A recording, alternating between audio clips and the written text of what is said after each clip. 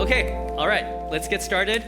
I'm Kotz, and we're continuing our series called 3:16. We're going through John 3:16, word by word or phrase by phrase.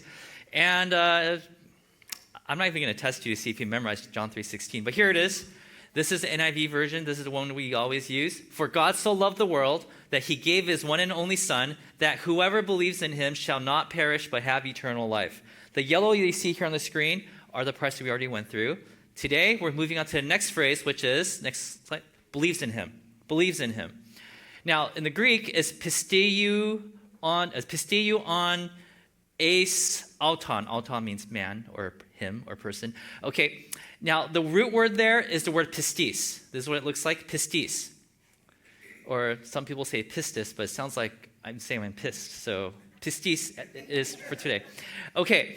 And if you're wondering what pistis means in the verb form, it means believe, right? That's why it's translated that in the John 3:16.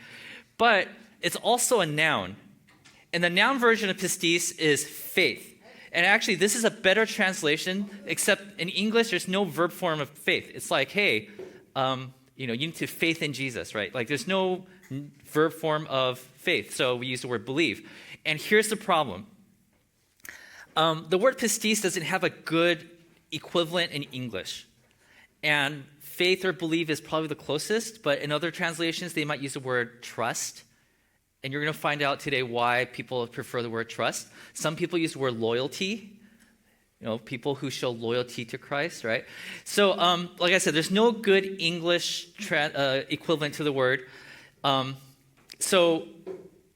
Today we're going to do something a little interesting, a little different, okay? So I'm going to give you a little roadmap of what's happening so you don't get lost, so I stay on track and you don't get lost. So here it is. We're going to start by going over John 3:16. We just did that, so check, right? Okay, next, we're going to introduce you the word pistis. Whoa, we just did that too. Check, okay. Next, what does faith mean? We haven't done that yet, okay? And then we're going to go back to John 3:16. Okay, and we're going to plug that definition back into the verse to see if it illuminates us, if we, have a deeper understanding, or if it just confuses us more. We'll see, okay? So if you look at this roadmap, you'll realize that we're already halfway through. Okay. So because we did the first two steps, we're going to talk about the word faith. Now, we're not going to just look at any version of the word faith. We're going to be asking the question, what does biblical faith, next slide. What does biblical faith look like? What is it? What does it mean? And the reason why I use the word biblical faith here is because faith, whatever the context is, it can mean different things. Today we're talking about the word faith as it is used in the scriptures. And let me tell you this before I get started, and this might offend some. I hope it doesn't. I'm not trying to offend anybody. There's been a lot of bad teachings out there about what faith means, okay? There's been really bad. So when I was in college, I went to a healing service, so people are speaking in tongues and all that kind of stuff. And there was this person who was limping, and they were praying over this person, and the preacher kept on saying, you have the faith to be healed. I will never preach like that because I don't have the soul to do that. But like, you'll be healed, right? And he wasn't healed. So he prays on him again, ah! And he's like, oh, and then he's still like limping. And then the preacher said, that's because you don't have enough faith. So what is biblical faith, right? And we're going to talk about that. And by the way, I'm not dissing that preacher because I understand how he arrived at that conclusion, okay? And it's not his fault. It's actually the fault of some Greek words. And yeah, you'll learn more Greek words today. So what is faith? What is biblical faith? Okay?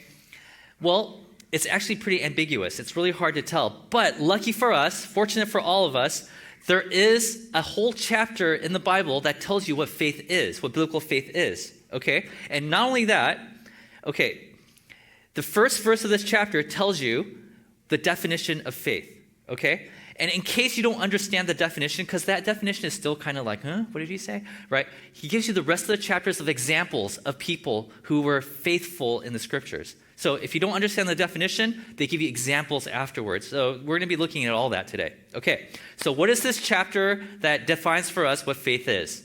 Hebrews chapter 11, verse 1. Okay, now, when I put this on the screen, you're going to notice there's two words that you probably don't know. That's on purpose. Okay, here we go. Faith is, so already this author is like, let me tell you what faith is. Faith is the upostasis. This is a Greek word. We'll come back to that. Faith is the upostasis of things hoped for, the elenkos of things not seen. Faith is the upostasis of things hoped for, the elenkos, I think, of things not seen. Why did I put the Greek words there? Okay. The reason is because depending on what version of the Bible you're reading, and there's lots of translations out there, they translate these two Greek words differently. There are usually two camps, okay? Now, every time I use scripture here during service, I always use the NIV version. That's New International Version, because it seems to be a good mixture of like scholarly, but also like they use like common language. It's like a good middle ground, right? And if there's ever a word that I feel like compromise a little too much for the common language side, I usually stop and show you what the word really says, right? So if you have the NIV, if you've used the ESV, English Standard Version, if you use the NASB, the New American Standard Version, this is how your translation translates these two words. Faith is the assurance. Faith is assurance or the confidence of things hoped for, the conviction of things not seen. Okay, so maybe your Bible says this. Now, if it says this, it has implications to it. The implication is this, that faith is an internal mindset. It's the way you see the world. It's like the faith healer I just told you about. When God is supposedly doing something to you and you don't feel the effects of it, you start telling yourself, it's because I don't have enough faith. It's an internal thing. So what happens? You start forcing yourself. You start having this conflict inside of you. It's like, come on, Kotz, have more faith. Come on, I need to believe more. Come on, I could do this, right? If I just had more faith, then blah, blah, blah, blah. I would be more blessed if I had more faith. I just can't get myself to believe this. No, stop. That's negative talk. I do believe this is going to happen. It's an internal thing. You have to convince yourself. You start telling yourself, like, I hope it's true. No, it is true. Now, if you use a different version of the Bible, like the King James Version, New King James, the Common English Version, the CEV, then this is how it's translated. Faith is the substance or the reality of things hoped for, the evidence of things not seen. If this is the version you have, then faith to you is based on evidence. You were doing something, and you thought you saw something, and you took a double look, and you're like, I thought I just saw something, and it makes you think maybe there's more to this world than you think there is. You just experienced something. Or you heard something. What was that? Was that the voice of God? I'm not sure. There might be more to this. I just felt something. I was in a moment of worship, and then as I was singing, I just felt this tugging in my heart. Maybe there's more to this world than what I see. I've tasted a bit of heaven on earth, and now I realize that God must be doing something. And I believe, you could disagree with me, by the way, this is not a make or break thing. I believe that this is a better translation for the word, the better definition of the word faith. And I'll give you an example of what my professor taught me. My professor, so this illustration is not mine, my professor. It was around like February, March. It was really cold when I was back in seminary in LA. It was like 49, 50 degrees, okay? And we're all wearing these heavy jackets.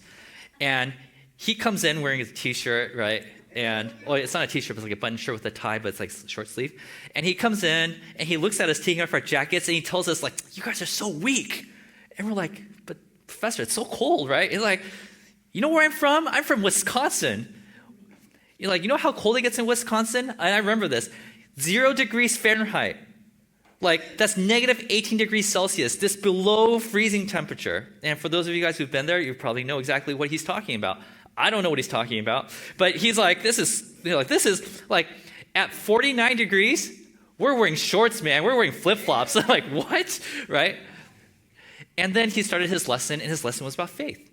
And as he was talking about it, he's like, oh, I have the perfect illustration. You know how you guys came in with your jackets and everything? Well, in Wisconsin, it is cold. We don't even go outside. It's so cold. But every once in a while, people start joking about how this winter is eternal. It's never going to end, right? And so somebody's like, well, how do you know when spring is around the corner? It's like, well, when you go outside and you look in the snow, every once in a while you'll see this. Do you guys know what this is? Flowers. Yes, flowers. What kind of flowers? Purple flowers. Very good. Okay. They also come in yellow and orange, by the way. They're called the crocus. Yes, the crocus flower. Awesome. They said that when you see a crocus, no matter how cold it is outside, it's a sign that it's about to become spring. That spring is coming. It's right around the corner. Everything else around you makes you think that, no, winter is eternal. But when you see the crocus flower, you're like, oh, wait a minute. Spring is here, or it's around the corner. See, this is what he means by it is a substance of things you hope for, evidence of things not seen. You thought you saw, you thought you felt something, you thought you heard something, and you're like, there must be more to this world than meets the eye. I have evidence. I could point to something, right? It's not blind faith. It's not like you're like, you know what? Eternal winter? No, the spring is coming. Evidence? No, I just believe it. And I believe it so hard it's going to happen. When the biblical authors talk about faith, they always make it clear that biblical faith is not blind. It is not blind. If you believe in something without any kind of evidence, that's called stupidity. Okay, not to offend anybody. Well, I might have. But I'm a teaching pastor. I'm just teaching you right now. Okay. There's evidence. You see a crocus flower and you're like, spring is here. That's evidence. And if somebody questions you, you're like, right over there. And they're like, oh, you're right, right?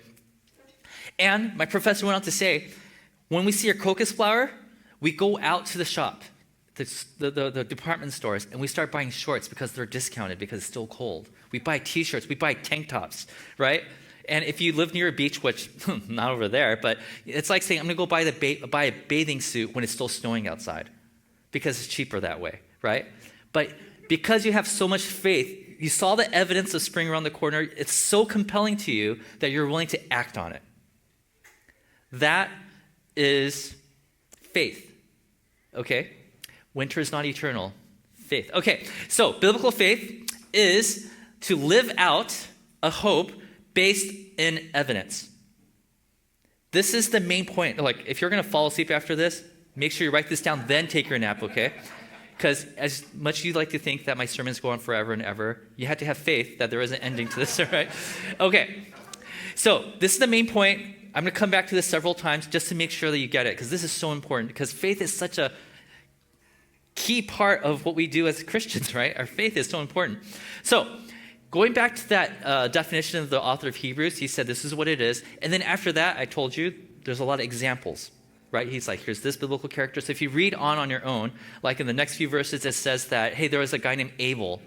Abel was able to offer a better gift to God than his brother Cain because he had faith, right? What that means is Abel, doesn't say in the book of Genesis, but we're led to believe that Abel saw evidence of things that God might want, right?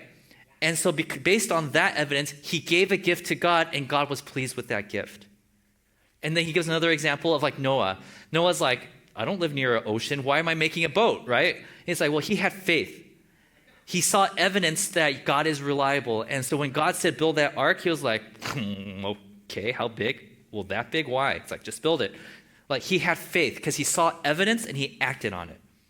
And then around verse 11, we come across a character that we're going to kind of stop and to look at this person's story. Okay. There we go. Okay. So we come to this character named Sarah. Okay.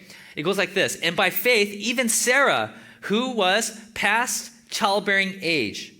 Okay. So this lady she's like 80, late 80s, early 90s. Okay. So was enabled to bear children. It's like, whoa, that's a crazy miracle story, right?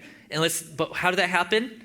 Because she considered him faithful who had made the promise. The word considered right here is the Greek word that means to act as governor. That means she saw the biological mess that she was in. She was like, I'm too old to have a child. And then she looked at the character of God. And she looked at both and said, well, I know it's impossible to have a kid at this age, but I have experience with God. And over again, God has shown himself to be faithful. He gave us a promise saying that I will bear a child that will eventually become a big nation, right? So which one do I look at? And based on the evidence that she had of her experience with God, she said, I believe that this is actually going to happen. This is what this verse is implying. She looked at the evidence and she said, I choose to go believing in this direction because of the evidence that was given to me. And what was the outcome of that story? Next verse. And so from this one man, he's talking about her husband, Abraham, and he is as good as dead because he was 10 years older than her, right? Meaning that he had this is an ancient way of saying that he was so old that he had little life in him, meaning like he didn't have the means to procreate, if you get my drift. Okay. But from these two people who had faith came descendants as numerous as the stars in the sky and countless as the sands in the seashore. Let me translate this for you. They were given a promise that through Abraham and Sarah, that they're going to have numerous people, like descendants, like as numerous as the stars, right? And from that, there's going to be a way to save the world, which we know to be Jesus. The writer of Hebrews is saying, do you guys realize because of their faith, they inadvertently, they actually saved the world. Like you as Christians exist today because of these two guys, because of their faith. And that's why when we say, oh, look at their faith, Abraham and Sarah's faith, we credit to them as righteousness because they had no idea that by believing in the right things, they were able to make a big difference in the world. Well, why did you choose to do that? Sarah would say, the crocus flower. I have evidence to believe that this is exactly what I'm supposed to believe right now. The writer of Hebrews, he continues on a few verses later in verse 17. He focuses on their life a few years after this story. Abraham has a son now. His name is Isaac. By faith, Abraham, when God tested him, offered Isaac as a sacrifice. Abraham hears a voice from the Lord, and the voice of the Lord says, hey, Abraham, you know your only son Isaac that took you about 100 years to have? I want you to go up that mountain, sacrifice your son. And he's like, did I hear you right? Maybe I misheard you. Are you sure? That seems to go contrary to what you've been, okay, well, I'm going to be obedient. Now, watch what the author of Hebrews says about this story. He who had embraced the promise was about to sacrifice his one and only son, even though, meaning, like, this is against his, like, everything, right? Like, this doesn't seem right. Even though God had said to him, it is through Isaac, your son, that your offspring will be reckoned. So he's like, this is weird. God has said that through my son, there's going to be a nation. Eventually, through this nation, there's going to be somebody that's going to save the world. This seems to be contrary to everything you've told me so far, right? And then he says, Abraham reasoned. And this is the Greek word here that means to keep in view, to keep your eye on something, right? Abraham reasoned, kept his eye on the fact that God could even raise the dead, and so in a manner of speaking, he did receive Isaac back from the dead, from death. So what he's saying here is this. He's saying, wow, he wants me to kill my son?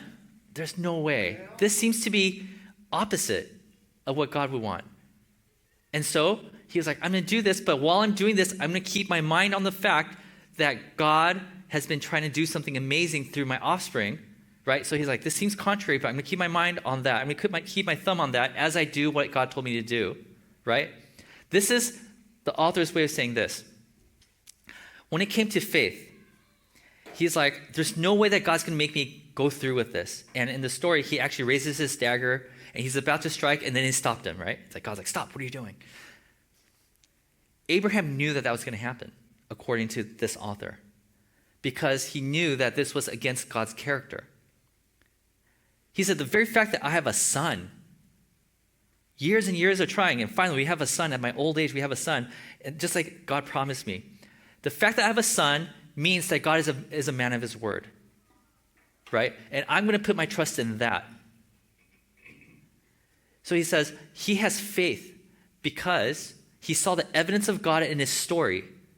He pulled me out of a place called Ur. He gave me a home. He gave me a group of people. He gave me blessings. He gave me a promise. He gave me all these things. And he kept his word every step of the way.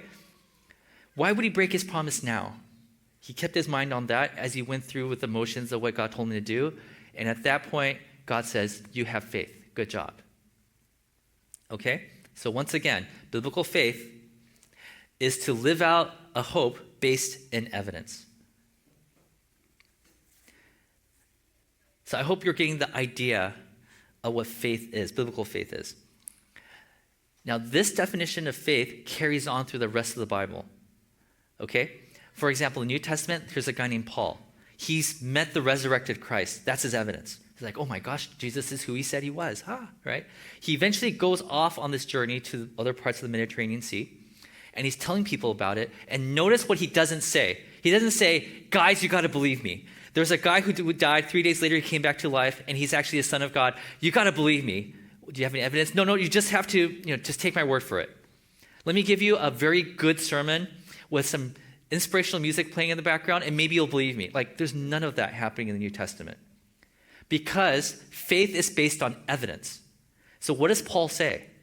Paul says this. He says, when Jesus resurrected from the dead, there were over 500 people who witnessed it. And he even lists some of the names because those people were still alive. It's like, if you want evidence, you go and talk to these people and they will tell you. People who don't know each other, they will come to you and give you the exact same story because it actually happened. If you want evidence, go talk to these people. And then he'll say something like this. He'll say, for me, I saw Jesus die on the cross and I saw him resurrected. And for that reason, my evidence, my crocus flower, I believe that he is the Lord of the world. So, Old Testament, New Testament, it doesn't matter. The definition of faith is this, that there's a belief system that's based on evidence. Okay? But there's a second part to it because believing isn't a good translation of the word faith. That there's a second part to it, which is this. There's actions that's consistent with the belief.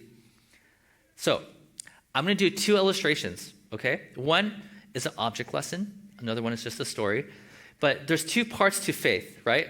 So let's start with the first one. Belief based on evidence. Okay. So if I were to say, this is me putting myself out there, okay? I have faith that there's a chair behind me. I didn't look back there. I just know there's a chair back there because I believe it. Okay, so I'm going to go sit down now. Okay? And that would be just stupidity, right? Because, right, no matter how hard I believe it, it's not there. Yeah, it's not there, okay? Right? Now, pretend I'm not doing this. If I were to put this chair here, okay? But I don't know that's back there. I have seen a chair back there in the past few weeks, okay? So it might be there. But right now, I don't know if it's back there or not, right? Okay. Yeah, right here? This way? Right here? No, this way? This way? Help me out, people. This way? Wait, Larry's saying this way. Oh, no. Kristen's telling me this way. Right here? Right here? No? Here? Okay, I'm going to sit down. Okay, here we go. Oh, yes! Okay, now, this is what faith is in the Bible, okay? So, for belief, this belief based on evidence, the first thing you need to have is foreknowledge, okay? Like, I've seen a chair before. It's probably there. I'm not exactly sure. But there's a second part to this. In order to have biblical faith, you need a community. You need a community. Now, notice what I did. I was looking at you, right, my faith community, and you were telling me yes, no, yes, no. Some people are trying to make me fall, okay? But, no, this is perfect, actually. This is perfect because you know who I looked at most? I looked at the people in my life group because I trust them, okay? And when I realized that some of them weren't participating, I looked at my wife because I could trust her, right? So, same with your belief, your faith, okay? So, there are people that you probably are more connected to in the church, and you look to them for assistance. And they'll say, yeah, no, I was in that same situation a few years ago, and this is the prayer that I offered, and then things started changing. Or, hey, I know what it feels like to have somebody at work that you just don't trust and you can't love on, but, this is what I did, and, maybe these baby steps will help you help me, right? This is what faith looks like. There's evidence that's based on foreknowledge and the community of people who might have walked in the steps that you're walking in right now, okay?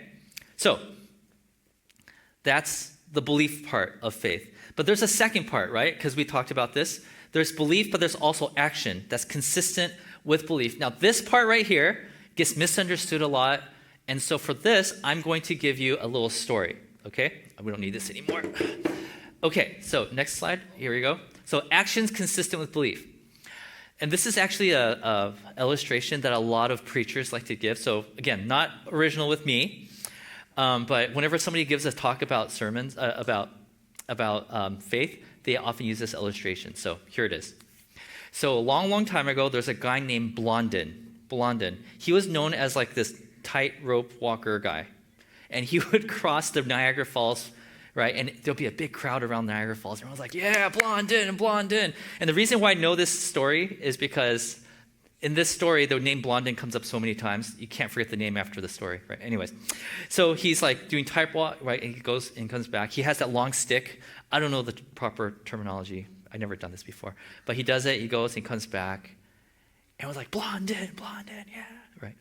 And he says, now I'm going to cross the Niagara Falls on this tightrope without that long stick. Who thinks I could do it? Everyone's like, Blondin. He's like, okay. And he does it. And he comes back. And I was like, woo, Blondin. It's like, how many of you guys think that I could walk across this rope without that little stick, right, the long stick, but and also with blindfolds on?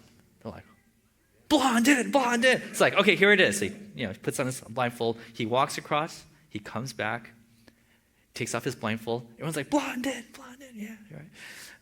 You're going to be cheering for him by the end of the story too. Okay, then next he said, how many of you guys believe that I could take this barrel with the blindfolds across this Niagara Falls and come back? Everyone's like, Blondin. So he takes a barrel, and he's carrying it. He goes and comes back, and it's like, yeah. Everyone's like, Blondin, woo. Yeah, this is like, back then, this is like their version of Taylor Swift, right, I guess, but he was at the Super Bowl, yeah. And then next he's like, how many of you guys think that I could put this barrel in this wheelbarrow and cross the tightrope and come back blindfolded? I was like, Blondin. And he does it. He comes back, and ta-da! Everyone's like, yeah. This story would be bad if he actually fell on one of these things, but he doesn't. Okay.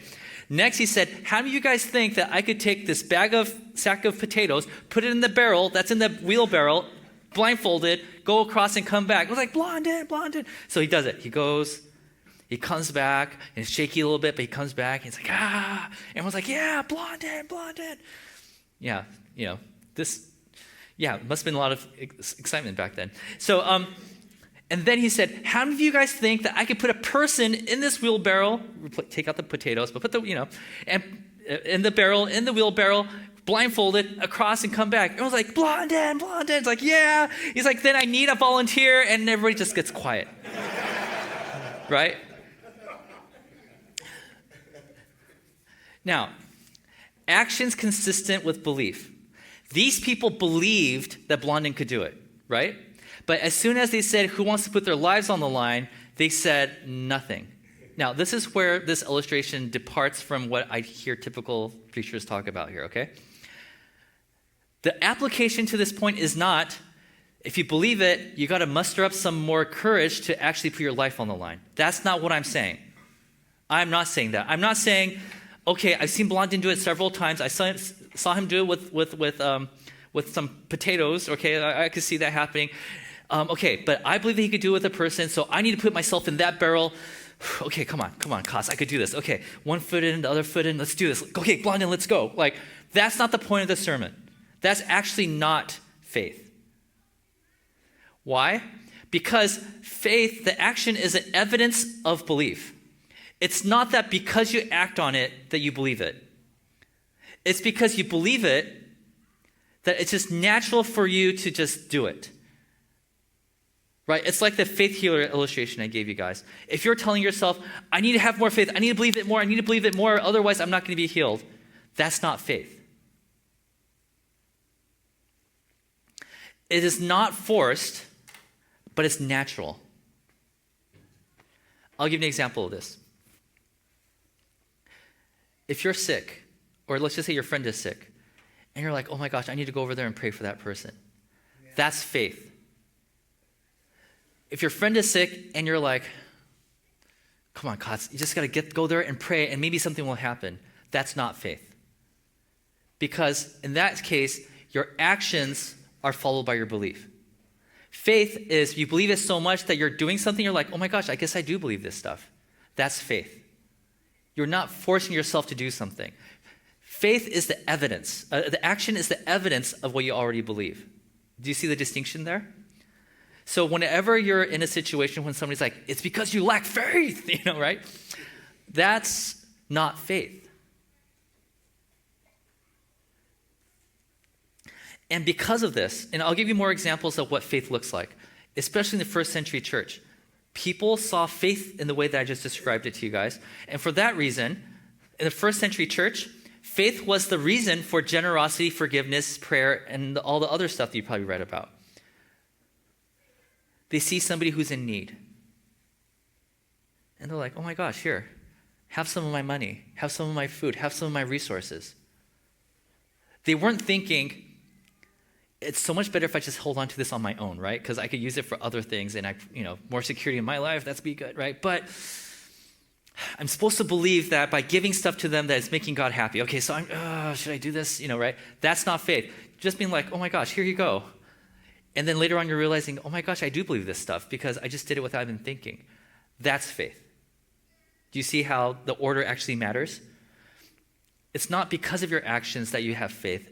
No, it's not because you forced yourself to do something that it becomes faith. It's because you did something without thinking about it because you just believe it so deeply. That's faith. It's when you say, oh, I guess I do believe this stuff. That's faith. Okay, so one more time. Biblical faith is to live out a hope based in evidence. I'm hoping that this is more clear, right?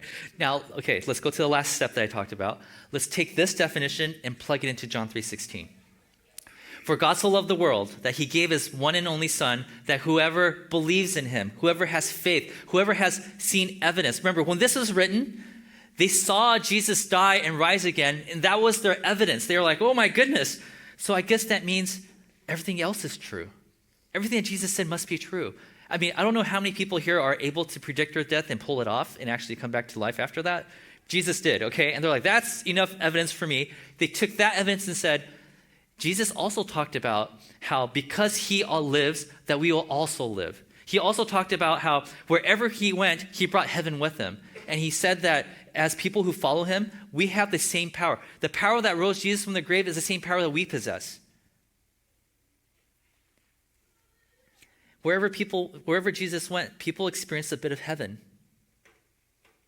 Right? And they had reason to believe that, by that evidence, by that crocus flower, that's enough evidence for me to believe the things I'm doing. And so people went around praying for people. And some people were healed. And they're like, oh, you know what? I actually do believe this stuff because I was praying for people as if they would have been healed. And like, oh, gosh, I do believe this stuff. And people were like, let me forgive you. Why would they forgive somebody? It just makes more sense to avoid the people that you've wronged, right?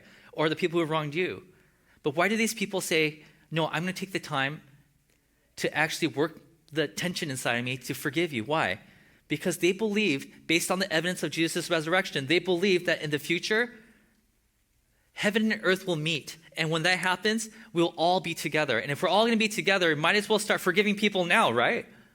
They started doing these things because they believed, based on the evidence, that that's our future.